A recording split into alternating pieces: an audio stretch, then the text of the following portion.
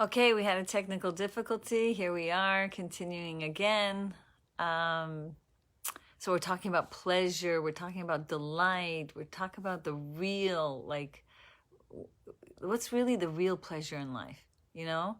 There was once actually a rabbi, I think it was the Berditchever Rebbe, who was at his deathbed, and all his Hasidim were like really coming close to him, and wanting to find out like what's really the secret to happiness and to real joy in life. And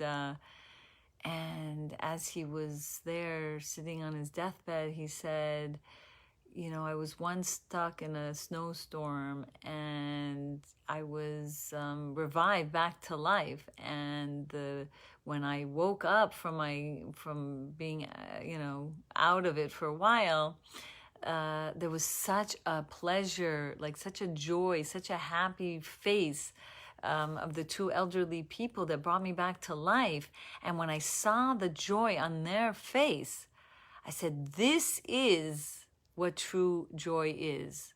Really, when we are giving others of our help, of our time, of our resources, of our friendship, of our loyalty, when we are closer to one another, that's the most enjoyable, happy experience one could get connected to.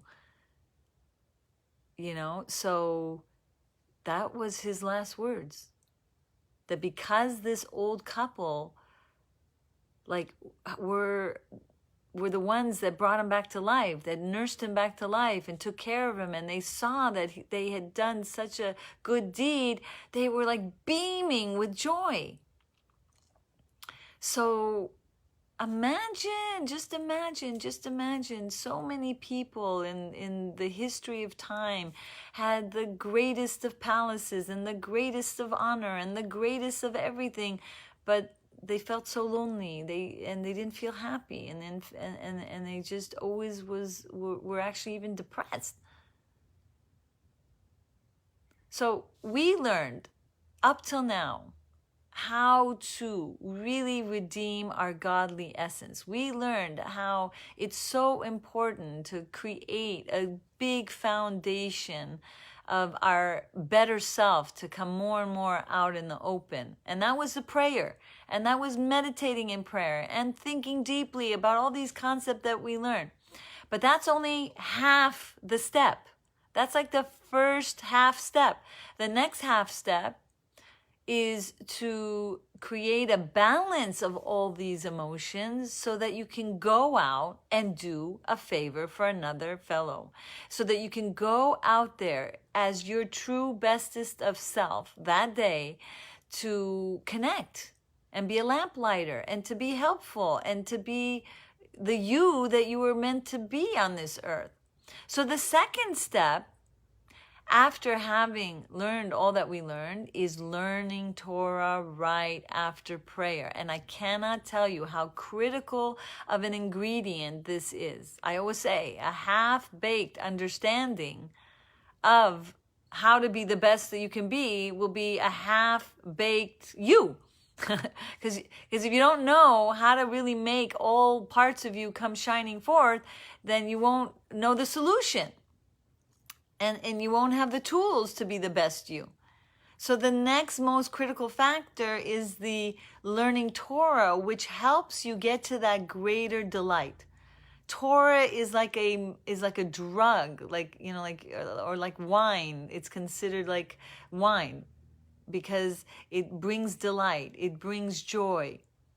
Prayer brings love of Hashem.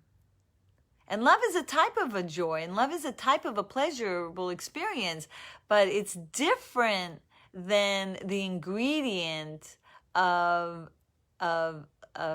learning Torah. And you need both. So let me try to explain to you. And we've discussed this before. It's just a little review as we're going into the next stage of how important learning Torah right after davening is like a critical factor. when all of these emotions are aroused and all the amazing good emotions that you have get more out of its imprisonment and is more free to be, you need something to like balance it. And Hashem teaches us that learning Torah helps balance these emotions so that it won't be so electrifying that it's like that you have no control over your emotions. You know, if you have a seeing eye dog, if you've seen them before, you need to hold on to the eye, right? And then the seeing eye dog helps the man go across the street. But if they're not connected in some way, and the dog will go all over the place, and he won't be able to help the man. So our emotions, if it's all over the place, if it's scattered and too bubbly, then it could be misdirected. It could be in different situations inappropriately expressed when it's not the time to be, because if a person doesn't have that control over the emotions. So learning Torah right after prayer helps balance, because learning Torah now will use your intellect. And it'll draw down like a calming, a cooling, and a balancing of these emotions. Have you ever been, in a gymnastic place and you see like people like balancing on the balancing bar? Like if they're too much this way, then they have to kind of go this way and then they get to the middle. So learning Torah helps balance everything that we arouse, everything that we try to bring out in the open through prayer. But it also is like wine, because it makes us happy. It really gives us more and more pleasure and delight and joy. So a lot of people, when they say to me that they're so sad, and even though they pray, and even though they learn, I say, but you learn right after prayers. They go, no, I don't have time.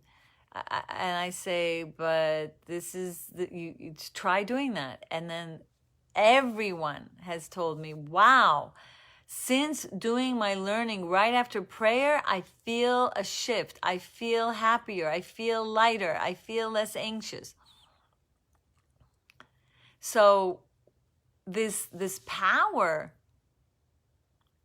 Hashem gave us to not only be able to balance our emotion, not only to be able to feel joy and delight, but it's also considered like food for our soul. Yes, so we got the soul out, but now it needs nourishment. And the learning Torah after davening is considered like bread. And it's considered like milk, like things that are nourishing. So bread is really is something that nourishes, right? So how does like the Torah nourish you? Let me explain. Your soul needs nourishment just like your body needs nourishment. And the more you are aware that Torah learning gives your godly soul the power to have the upper hand over the Yetzer Hara. So if you wake up this godly soul, you have to give it some nourishment so it has the power to be stronger than the Yetzer Hara. The one that wants to trick you and makes you feel like you're a nobody, and makes you feel like nobody likes you, and all these sometimes negative thoughts, like that you'll never succeed, and then Hashem will never help you. All these like icky feelings and icky thoughts are roaming when the godly soul doesn't have the power and nourishment to fight it. So learning Torah nourishes, gives your godly soul the power to like say, I am the boss here. I am the king over my body. I'm going to use my mouth the way I want to use it. I'm going to use my eyes the way I want to use it. I'm going to use all of me the way my godly self wants to use it in a good way. And why is it like milk? Because Torah learning also, like milk that whitens your teeth, whitens your character traits.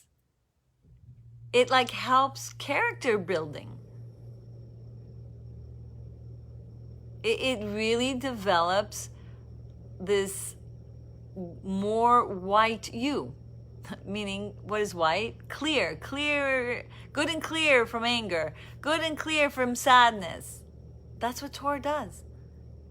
Torah is like a medicine. There's a teaching, Visam Tam. It's a perfect drug. So not only is it like wine and it makes you happy and it gives you joy and delight, but it actually is healing. Like if you have a headache, learn Torah. If you have, whatever problems you have, like it's a healing for your mind. It's a healing drug for your heart to like take it away from all the negative, and makes you like white. Torah is also considered a shield. So when you learn Torah, then it's like you put a shield in front of you, and the Ruach Shtus doesn't as easily come to plague you. Ruach Shtus is like the Yetzer Hara type of ideas. It's like the spirit of folly that tries to like confuse you and like make you think things that aren't true. It really is a shield against the Yetzer Hara trying to take over and trying to boss you around. Torah is likened to a protectorate, like a shield. So that's why so many places it says that, for instance, when you build a roof on the top of your house, build a gate, because if you don't build a gate, you could fall, right? So like you have to learn Torah. And that's the way to build the gate around your mind, so you won't fall prey to the Yetzer Hara as much. So it's like a shield, it's like a gate.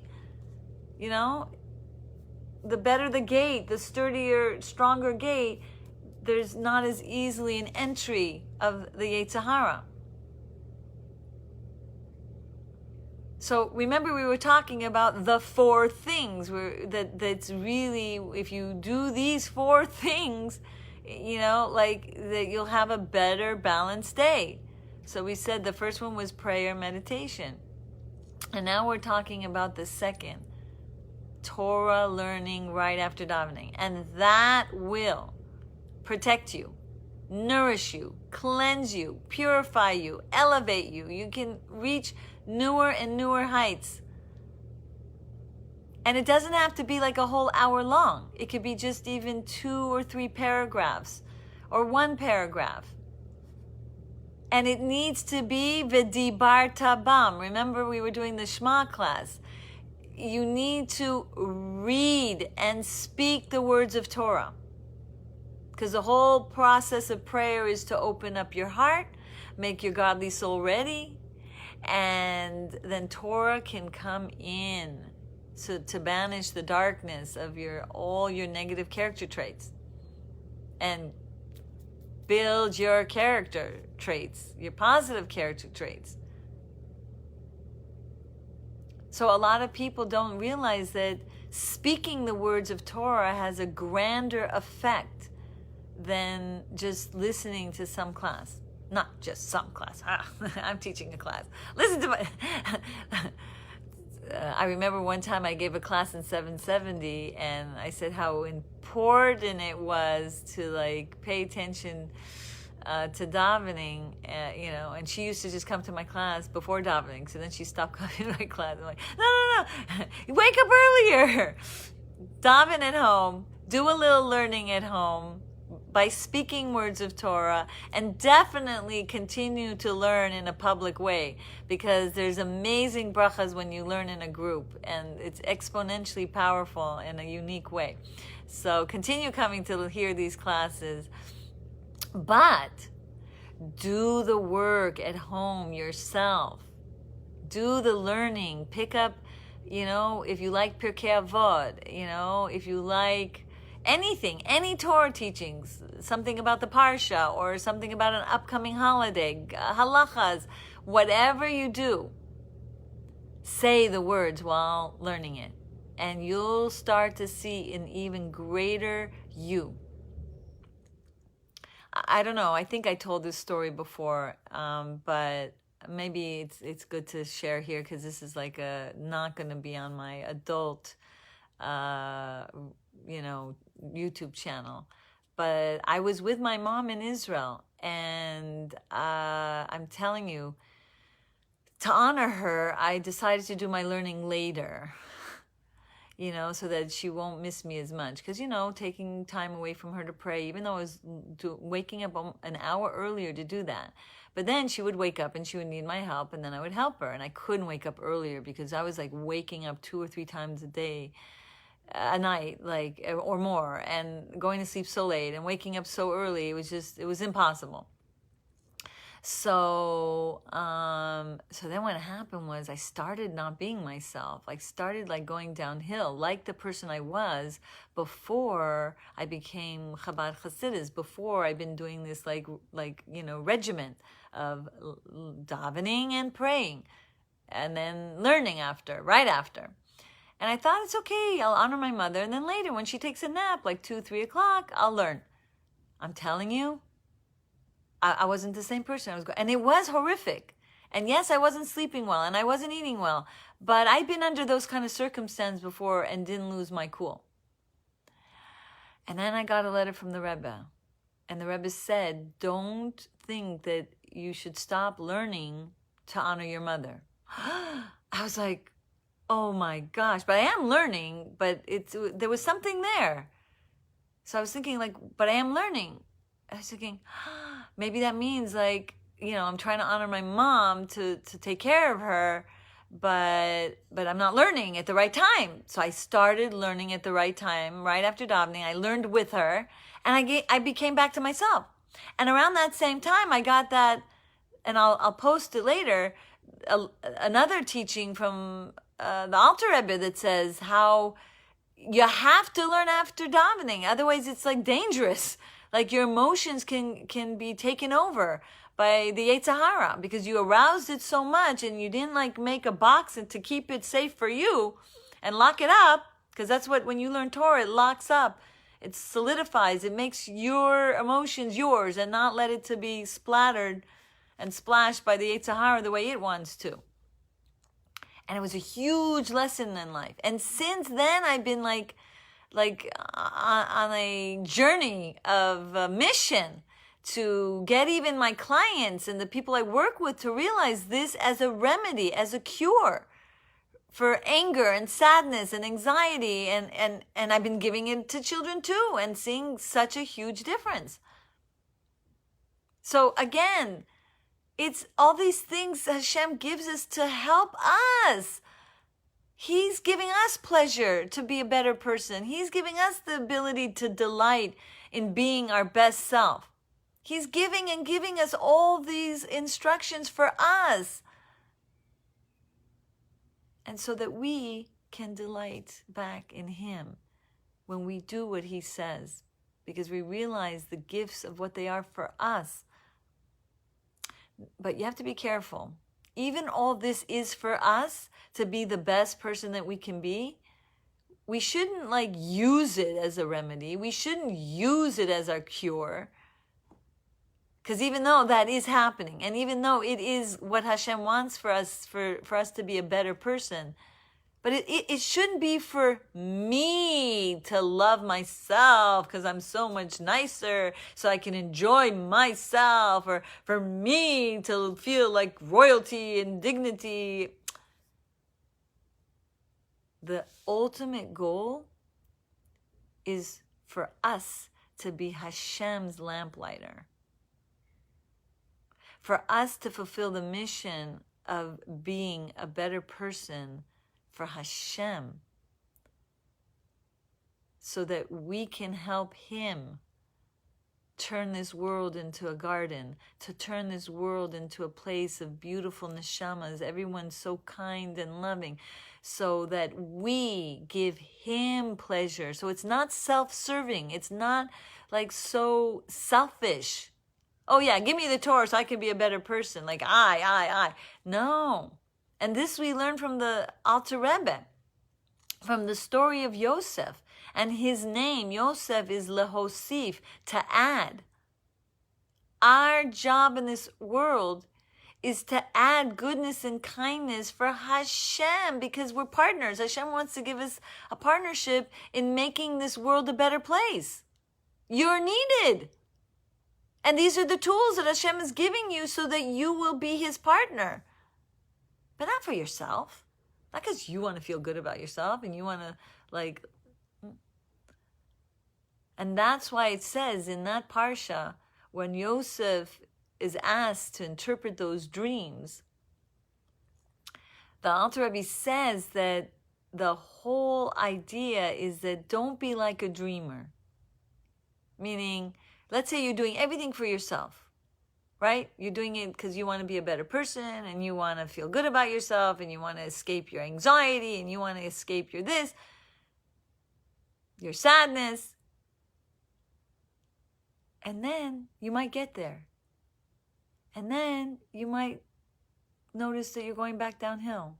And you might notice that it's like at one point you were so close to the real you, and then all of a sudden, you know, you don't feel as close, and you don't feel as happy, and you don't feel like you have to attach the kavanah. You have to attach the feeling of I'm doing this to give Hashem pleasure, that I am his partner, that I am going to be his lamplighter to bring more goodness in it. It's like for me to take pleasure in giving him pleasure, that I'm so happy that I'm his partner.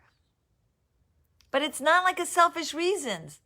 Do you understand the difference? I hope this is making sense to you.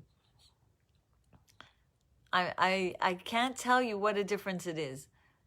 Because you don't want to use God. You don't want to like do everything so you will be cured and you will be a better person. There's like, oh, at least it's something. I'm not going to put that down. But we want to get to the purest level, the most holiest, the more like, you know, clear and free from ego, I, and because that could lead to arrogance. That could lead, if it's not so pure and holy, then it won't last. You'll be like a dreamer. You'll like have thought you got somewhere, but you missed the boat, as it were. That wasn't the reason. The reason is so you can be a co-creator in bringing goodness and kindness. And not to feel burdened by doing acts of kindness. To really take pleasure in giving back pleasure. To take pleasure in making a difference. To take pleasure in doing the right thing. To give Hashem pleasure. But in the end, you get pleasure. That's just like the byproduct. That's just something you will get through it. But you're not doing it to get the pleasure. You're doing it because it's the right thing. And so when you do things because you want to do it for the right reasons, then it lasts. Then it's pure. Then it's holy. Then nobody can steal your happiness away. And no thing or no event or no thing. Trust me, I have to say I'm going through a lot this week. I just got a notice I have to move. Other things happened to one of my family members and they have to go to the hospital. It's been really, really not an easy week. But I always know Hashem is with me and everything that's happening is for the good. And I'm going to take pleasure in showing Hashem that I'm trying my hardest to have faith and to keep strong. Yeah. And when you have that kind of attitude, then you have more strength not to let what happens around you break you.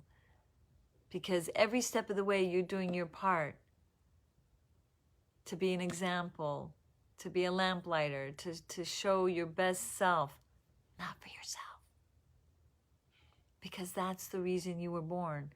Because you're needed on the planet of Earth. I was reading some Rebbe's letters.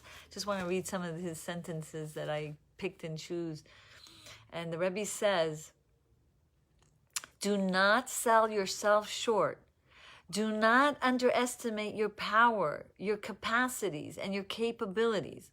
You have visible assets that you have.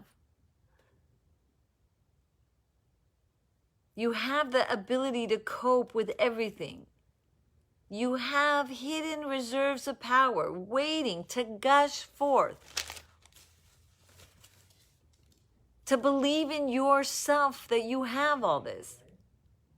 You can create new possibilities. You can tap into the inner qualities. And these are all the inner qualities we've been talking about throughout this course. You have the ability to overcome the obstacles, and you can shape your life accordingly.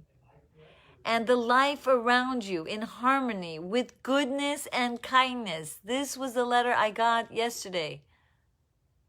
And this is the letter we have to continuously keep in our heart. Because this is what we're here for. To overcome the obstacles and still act kindly and bring goodness and kindness to the world. So, my dear children, Hashem needs you.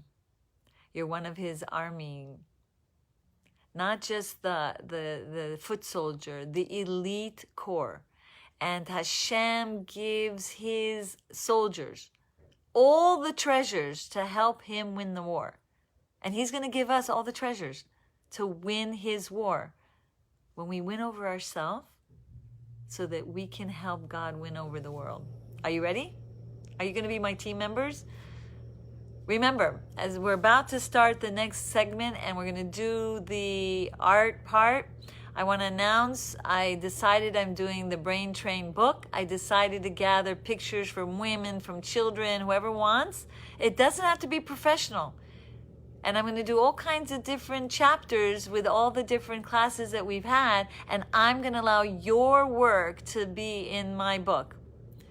And first come, first serve, and it'll probably take us a couple months. So you have time to do some of your favorite or send a Xerox copy and we'll announce it. You can private message me on Facebook if you're interested. And then I'll give you the address where to send it. And you will be part of my project. And we got to all use our talents to bring light to the world. It's so exciting. And I have such amazing partners in this. So love for you to also be a partner. All right, so let's go to the brain training art part. And that is, wow, we did a lot of ideas here. The first thing that's coming to my mind is the medicine. the Torah is a medicine, right? Like it cures. Torah, you can make like a timeline, and you could say Torah is, and then make a picture of medicine, and then make a picture of milk that it whitens you, and then it makes a picture of a shield that it shields you and protects you from the Yetzer Hara, and maybe one of them separate is that it gives you joy and delight to give pleasure. Like it really helps you cultivate the ability to take pleasure in giving. Because that's what we're here for. In whatever way, whether it's your younger sister, your older sister, your brother, your parents, or maybe it's a friend in school that, needs your help. Or maybe it's, doing more than that. So, can you see the picture? I'm seeing the picture. Or just maybe see yourself Simchat Torah, dancing with the Torah, because the Torah gives you pleasure. It helps you have delight. It helps you have, the ability to finish the job so that you can go out there and do the acts of kindness. And that leads actually to so much good. So much good. So sometimes it's hard when you see people constantly not giving you back after you've given, right? We talked about that. But now, try to be careful not to make those calculations so much. You had a chance. You had a chance to do God's duty by being the best that you can be, by being a giving person, even if they're not so giving. Eventually you'll affect them, hopefully, and they'll be more like you and want to give back, because sometimes it doesn't happen as fast as you want it. So, are you going to take delight? Are you going to take pleasure in giving? That's today's class. Let's brain train now. Let's take a moment. You know, you can finish your picture later. You can even do a picture of a rooftop with a gate. There was another story of when the Jewish people went to the Holy Land and they crossed the Red Sea, and Hashem created two walls to protect them. And the Rebbe said that the two walls to protect yourself, so you go to your Holy of Holies, of your holy land, of you, is davening, praying, and learning. And that will protect you to go forward and be that lamplighter and be the best you. So you can do that picture as well. There's so much, right? But now let's do a vision. And the vision of maybe a situation where people are asking you to help, but you just don't feel like it. But in this vision, you're gonna you're gonna step up to the plate and you're gonna do the right move.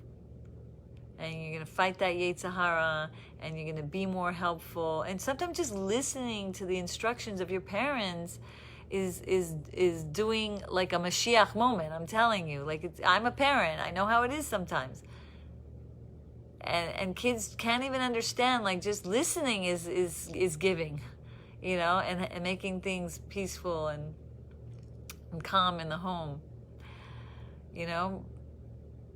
All right, so let's take a moment here, take a deep breath, and take us on a little journey here. A beautiful place that you like to be in as you try to relax your body. As we know, when we relax our body, it helps us relax our mind. And then we can see ourselves like taking a walk toward that place, or if you want to be on a magic carpet and or an airplane to that place, you go there, which way suits you. And like every, movement closer to that place, you feel more and more like excited, like bubbly excited that you get to be in this amazing place. And you just feel a delight, and you feel like, you're going to be able to experience pleasure in this place. Everything about the place, the beauty of the place. And you have some time for yourself in this place. And you start thinking, like, what you've been learning here all along. And you start thinking about how you want to be the best that you can be.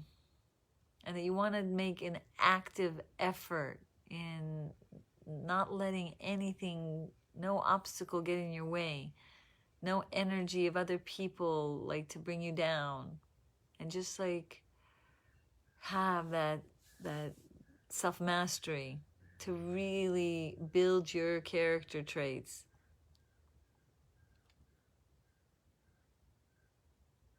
And you realize you have to do both. You have to pray with your words, pray with kavanah, with intention, with mindfulness. And you have to learn after. And that these two incredible mitzvahs that Hashem gave us is for our well-being. And so you realize at a distance in this place, as you're enjoying everything about it, there's an incredible light. And the light is beaming. And it's a pleasurable light. It's like every time you get closer and closer to this light, it's just a sense of pleasure. And you want more of it.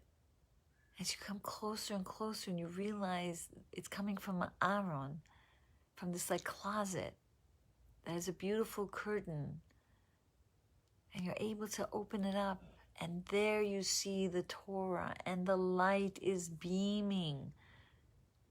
And you have a chance now to hold this Torah. So you hold it and you cherish it, and you feel so thankful to Hashem that the gift that Hashem has given you, this Torah. You can even see an image of yourself dancing with the Torah. So happy you have this Torah. And then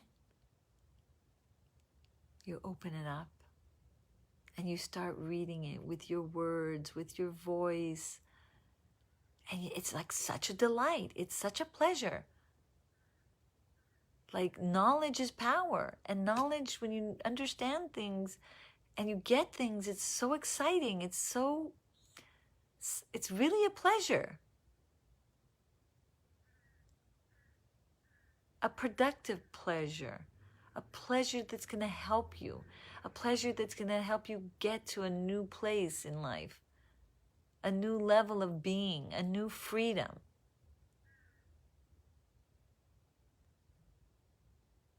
And all of a sudden you feel a shift. As you're seeing yourself learning Torah, speaking the words, you feel a big shift. Like as if someone aligned you and put you back together again. And put you back in your right place.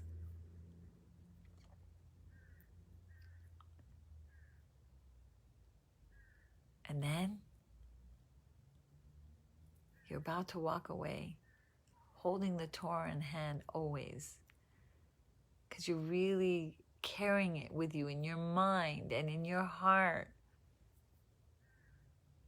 It's a chelik, it's part of you now. It's part of your flesh, of your mind. It's part of your flesh, of your heart. It's ingrained. It's part of you. It doesn't leave you. You're now a walking Torah. And you feel like all the protection around you, like every Torah on the face of this earth is like joining you. And like it's your own army of protection. And you're walking forward. And you're seeing yourself go into your house, where now you have to live your Torah. And you see yourself soft, and you see yourself kind, and you see yourself gentle, and you see yourself happy, and you see yourself with life, and you see yourself with vitality. All your assets of the whiteness of who you are. And it's giving you pleasure, that you can give others pleasure by being the best you. And most of all, you almost wink at Hashem and say, I love giving you pleasure when I'm the best person I can be. I love making sure I nourish my soul so that my neshama could be the best that it could be. And see yourself nice to your mom and dad, and see yourself nice to your brothers and sisters, in a good mood, not cranky, not moody, not pouty, all the positive right now.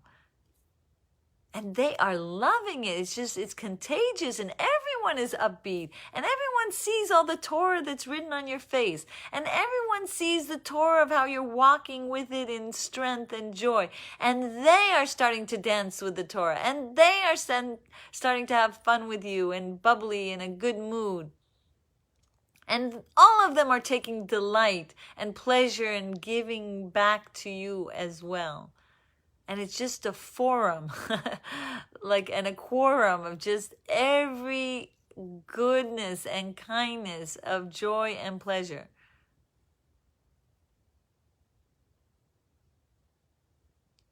And it's all because of you. You took your davening seriously. You prayed, you meditated, you learned after, and now you are your better self. And you can take pride that you did the steps that you needed to do to be the better you. And definitely Hashem is winking with joy and pleasure because you did that.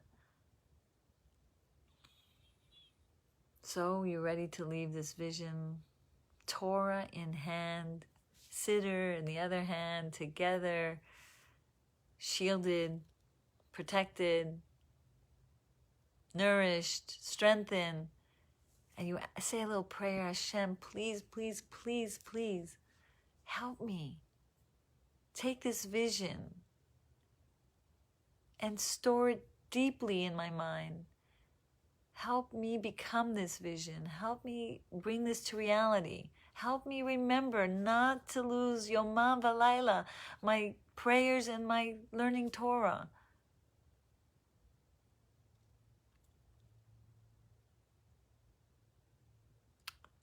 Thank you, Hashem, for giving me the Torah. Thank you, Hashem, for bringing me to this class to help me understand these things like I never did before. Thank you, Hashem. And as you walk out with this strength, you just feel like so blessed, so thankful, stronger for it, determined, and very hopeful now. Now you know. And you're smiling because, you know, it's a process, but you're getting closer to it. You're getting the answers here, the solutions. And then you open your eyes to a brand new vision of a day that will never be the same, always reaching new heights. Bless you, my dear children. May these words from my heart enter your heart. May you start to see Judaism and Torah mitzvahs in a greater way. And may your brain be a big part of this journey so that you don't lose sight of what you've been learning here. Have a beautiful rest of the day. I'm going to look for questions if anyone's here. Wow, from Costa Rica. I can't wait to get there. Oh, or all of us to be in Israel. Wow. Thank you, Sophia, for being part of this. Melissa Mendez in Costa Rica. Wow. That's amazing. Yes, and I see everyone here that's been just so, I just recently met Betty. She actually is a neighbor of mine. It was so amazing, and I loved her children. I can't believe how much friendship has developed from being here on Facebook. May we continue to learn together. May we continue to keep growing together. I can't even tell you how blessed I am. Aw, I feel so blessed. I hope you, you know, just keep doing what you got to do, and Hashem will show you that it's going to really make a huge difference, not just a little difference, like a huge difference. Yes, let's go to Eretz Yisrael. You're reminding me of my book. I wanted every child to see the beauty of Israel. Let's go. Anyway, all right, beautiful. I'll see you tomorrow or another day. B'ezrat Hashem. Bye-bye.